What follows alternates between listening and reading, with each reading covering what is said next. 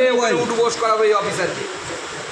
কোথায় মন্ত্রীর হাজব্যান্ড মার খেয়েছে এবং স্পষ্ট ভিডিওগ্রাফিক প্রমাণ আছে যে পুলিশের হাতে মার খেয়েছে, র্যাপ মেরেছে, সেখানে বিজেপির কর্মীদেরকে নাম দেওয়া হচ্ছে, তাতেও শান্তি নেই। রাত্রিবেলা 12টার সময় পার্টি অফিসের তালা ভেঙে পার্টি অফিসের মধ্যে ঢোকা হয়েছে। আমরা এই পুলিশকে ছাড়বো না।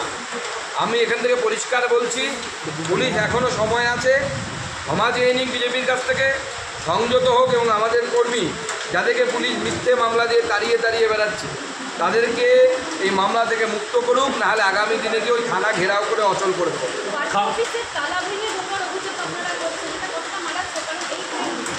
না না, এটা মারাত্মক ব্যাপার।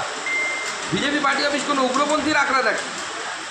শেখ শাহজাহানের ওখানে ঢুকতে পারে না, যেখানে উগ্রপন্থীরা থাকে সেখানে ঢুকতে পারে না, সেই পুলিশ পার্টি অফিসের দরজা ভেঙে ঢুকবে? হাজলামও পেয়েছে। কে এসপি ওই জেলার? আমি দেখতে চাই। এত সাহস, আইসির এত সাহস, মন্ত্রীর বর বাজার করতে গিয়ে র্যাপের কাছে মার খেয়েছে। তো মন্ত্রীর বর সেই র্যাপের সামনে গিয়ে যদি পড়ে, র্যাপ মেরেছে, তাতে বিজেপির কি? তোমরা মারামারি করবে, তোমরা মার খাবে, আর বিজেপির ঘাড়ে দোষ চাপাবে।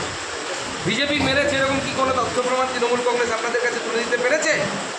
আমরা তো দেখতে পাচ্ছি, কিন্তু আমাদের কাছে ভিডিও আছে যেখানে র্যাপ মারছে মন্ত্রী বর।